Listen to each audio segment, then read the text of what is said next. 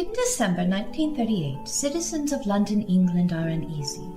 In September, they had listened to their Prime Minister Neville Chamberlain announce that he had reached an agreement with Adolf Hitler that they would have peace in our time. We regard the agreement signed last night and the Anglo-German naval agreement as symbolic of the desire of our two peoples never to go to war with one another again. Not long after Mr. Chamberlain's announcement, Adolf Hitler's army invaded Czechoslovakia. Deutschland hat so viel Schlechtes überdauert, dass es seine glanzvollste Wiederauferstehung erst recht überdauern wird.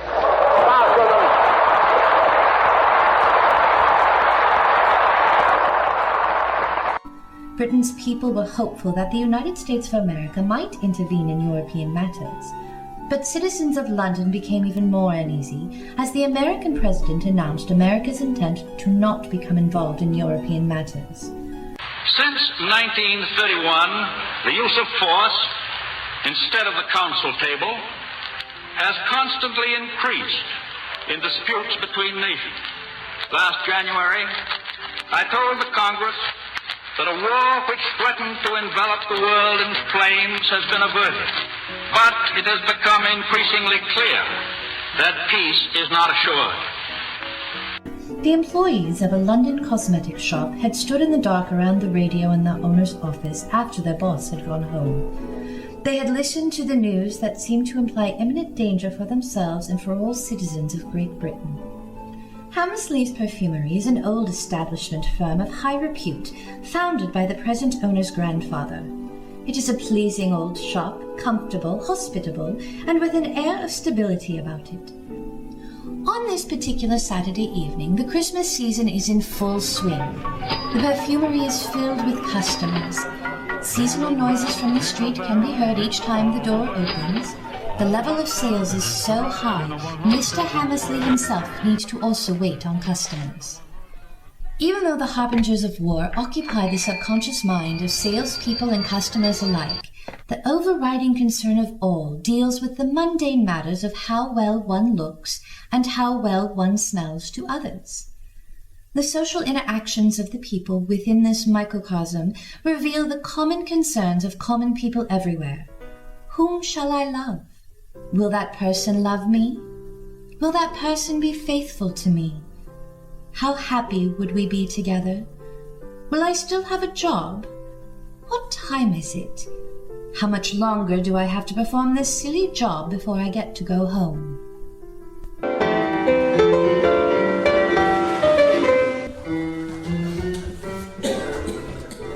Probably 14 and 9, sir. Oh, a toothbrush? That's not what your salesman quoted me. I'm sorry, my error. 4 and 6. If you and the missus should ever decide to really have a baby, I would still recommend that same toothbrush. We will certainly not keep you informed of our reproductive intentions, sir.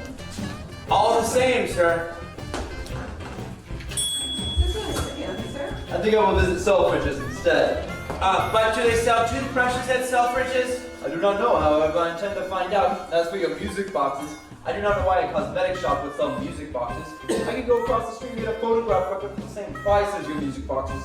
Good day. But you'll still need to buy a phonograph in order to play the records. We already own one. Good day, I say.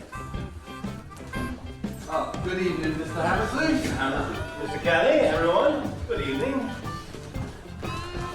We seem to have had a good day. Mr. Ashwood, your report, please. Sir, that was my impression also. Molson? It does appear it's been a good one. Excellent, excellent. Well, you all know what needs to be done before we can reopen in the morning. One thing I need to know if that last customer seems satisfied. Did I hear them utter that awful word, Selfridges?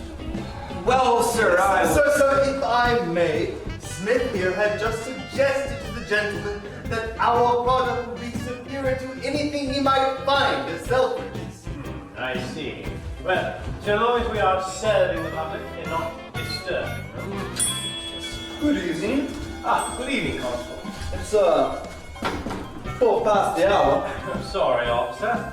Ashwood, how come the close signs been put up yet? I forgot. I am sorry, sir. Need I remind you every blessed evening? You should know we're rehearsing for another possible encounter with Jerry. We wouldn't want your fine shop to become a target now, would we? Now, have a good evening, and let's get these lights set down. There was such a rush, Mr. Hammersley, I can't possibly think of everything. How often have I told you, Mr. Ashwood, as my shop manager, not to contradict me in front of the employee? I'm sorry, sir, I didn't mean to. Well, if you can't spend 10 seconds locking up the door, well, you can ask Mr. Kelly or Richards or Smithy here to see to it and put up the close signs. And it's still not up. Oh, what do any of you care if I get fined or not? It's I who pays, not you. Is this shop, by virtue of your superhuman efforts, Mr. Ashwood, so prosperous that I can safely be expected to put up with anything? You're right. If I can put up with you, there's nothing I can't put up with. Mr. Hammersley, may I ask what it is you're blaming me for?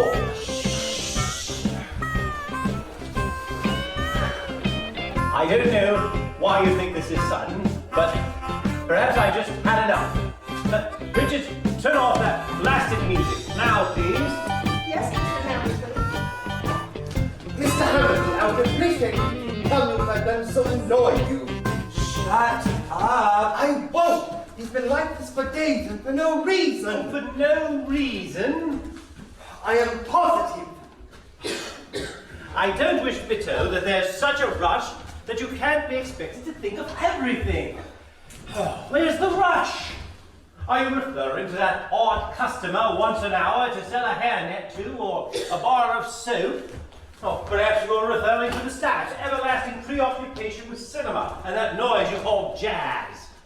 Oh, is this what I employ 7 people for? Is this how I'm supposed to pay the rent, the insurance, the wages, the taxes, the electric, the lights, and so on and so forth? And if once in a while during Christmas there happens to be more than 6 people in the shop at a time, you dare to call it a rush? I told you to shut up. It was a bit too thick. Is it any better now? No, in fact, it's getting worse. And the old man still won't tell me why he's been so peeved at me lately. What in blazes have I done wrong? At his age, being peeved is easy. Maybe he's just worried about the shop taking a loss on all those silly music boxes he's decided to feature this year. Not even one has sold. Frankly, I've never even picked one up. What do they sound like? Christmas tunes from a music box.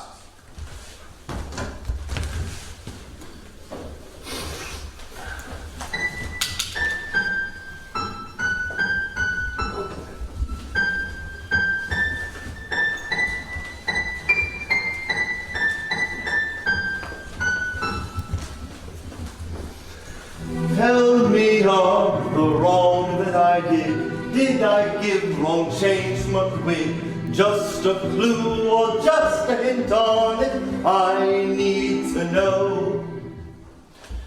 Did you fail to hold your gas? Did you act above your class? Did your tie seem all too bold? Did you kiss his ass? But I would turn it all around without spending half a crown. Please just tell me and fulfill me. What did I do so wrong? did you make a rumor to float just to get his blooming goat? Shall we stuff him with my mob, making his eyeballs pop? Do you think this little tune will uphold his status as goon? It sounds sour, it sounds morbid, like honking from a loon. Shake it.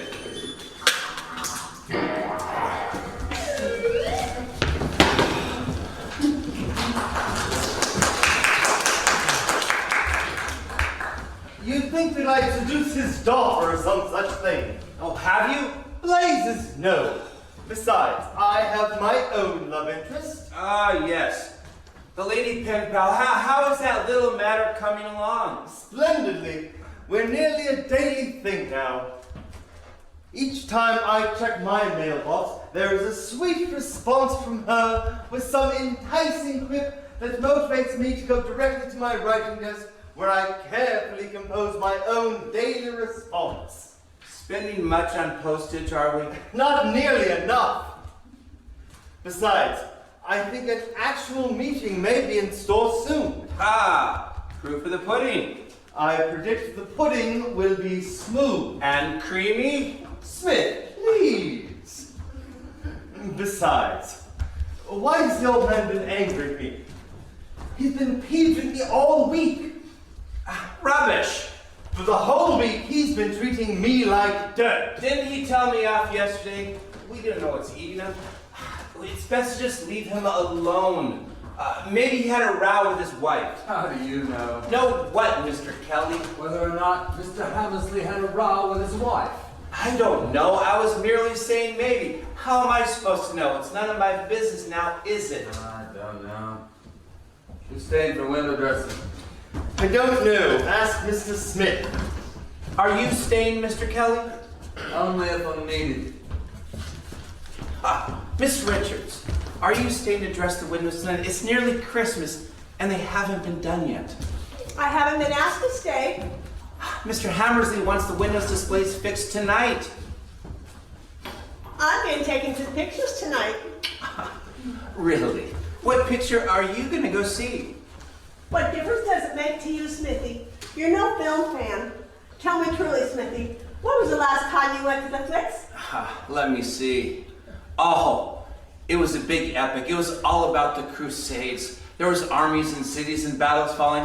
That was a picture, all right. All for 6 pence, a cup of tea, and a biscuit thrown in. I never heard of that one. Possibly it was before I was born. Possibly, but not probably. How old are you, Miss Richards? 39. And the rest? Did you say something, Molson? Oh, excuse me. I was just adding up the accounts in my head. Then I heard you wrongly. Why? I am adding up this column, but try as I may, it comes to at least 50. What? The column I'm adding up comes to at least 50. Smithy, dear, you shouldn't be so hawkish about going to the pictures. Take it from me, many highbrow people enjoy picture going. And how can I be foppish about it, my dear Miss Richards? On the contrary, if I only had time to go. Unfortunately, I haven't.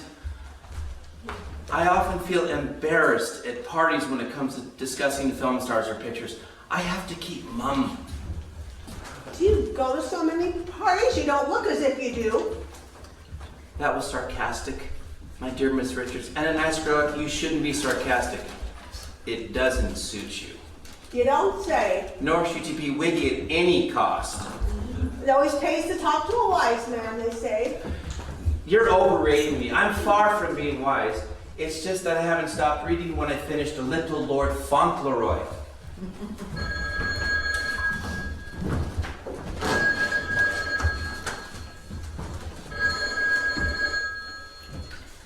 Hammersley?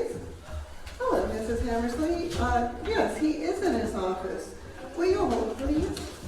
Mr. Kelly, would you tell Mr. Hammersley he's wanted on the phone? His wife needs to speak with him. Mr. Hammersley, you're wanted on the phone. It's Mrs. Hammersley. Hello. Yes, dear. Cinema? No, I couldn't possibly. I told you I'd be working late this evening. Well, you can go by yourself. Will the children go with you? Yes, I know they're nearly grown by now. I can't tell you why I'm staying late. Proprietary business, don't you know? No, I don't think I'll be home by 10. I'll tell you what, just head home straight away after the show, and I'll be home as soon as I can. Everything else, What? How much? I just gave you a check this morning. Very well. I'll send it over with an employee straight away. Very well. Yes, dear. Where's Raymond? Oh, he hasn't got back with his deliveries yet, Mr. Hammersley. He only had 3 packages to deliver. I'll have to fire that Miklos. I can take anything you need me to take to Mrs. Hammersley if you like. Not you. Don't bother. Mr. Kelly, would you kindly get a bottle of Lindt Forever off the shelf? And those, let me have £5 notes, Mr. George. Apparently my wife needs funds. Mr. Kelly, would you please go by my house and deliver both to my wife? Right, Mr. Hammersley. Who is to stay to decorate the windows, Mr. Hammersley? Pardon me? I was wondering who Mr. Hammersley would like to stay to decorate the windows. Well, you can settle that amongst yourselves. Those who wish to stay can stay. Smith and I could manage the task. The ladies could go, couldn't they? Mr. Ashwood, do you intend to stay? I'm surprised. I was under the impression that the rush had so exhausted you that you'd rather leave. I never said I was exhausted. Nevertheless, you may go. You shan't be missed. I'd appreciate it, Mr. Hammersley, if you tell me what I've done to so annoy you lately. I've already told you. Do I need to tell you again? Smith, stop pinching me. It's been like this for days and for no reason. Are you sure it's for no reason? I am positive. I slave in this shop as though it were my own, not yours, Mr. Hammersley. Is that so? When there's no work to be done in the shop, I work in the lab. Why, this morning, before the rush started, I filled 100 tubes with Mona Lisa skin cream, and you keep nagging me for no reason. For no reason at all. No reason whatsoever. I'm sorry to flare up like this, but I happen to know who has put in the poison for me. She is the newest employee, and I have questioned her production procedure. Do you think I have no eyes in my head? No brain of my own? You have held a different opinion of me for 9 years. It has only changed recently since you've hired Miss Patience Baker. Oh, my attitude towards you has changed recently, but it's because I found out... What? For God's sake, speak up, man! That you become too cocksure, and that this shop would do well enough without your efforts, Mr. Ashwood. There is some problem with my work. You should tell me so, Mr. Hammersley. I have told you. I keep telling you. In that case, I shall have to act accordingly. Is that a threat? Am I supposed to get squeamish and to beg you to stay? You may go, Mr. Ashwood, and Godspeed. When are you leaving? At once, Mr. Hammersley.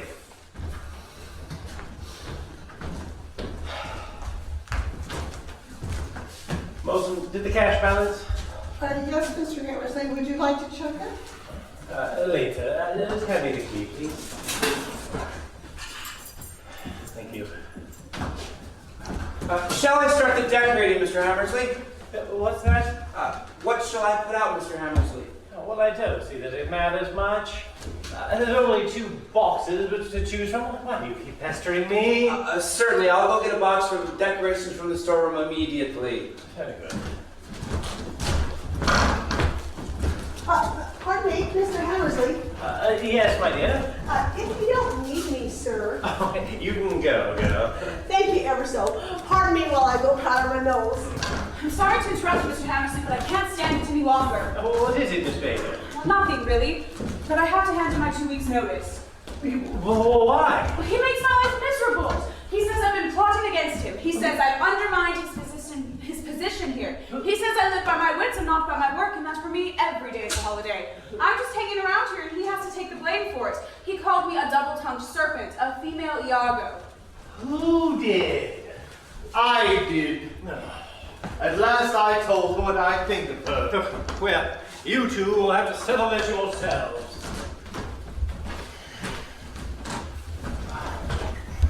These boxes get heavier and heavier each year.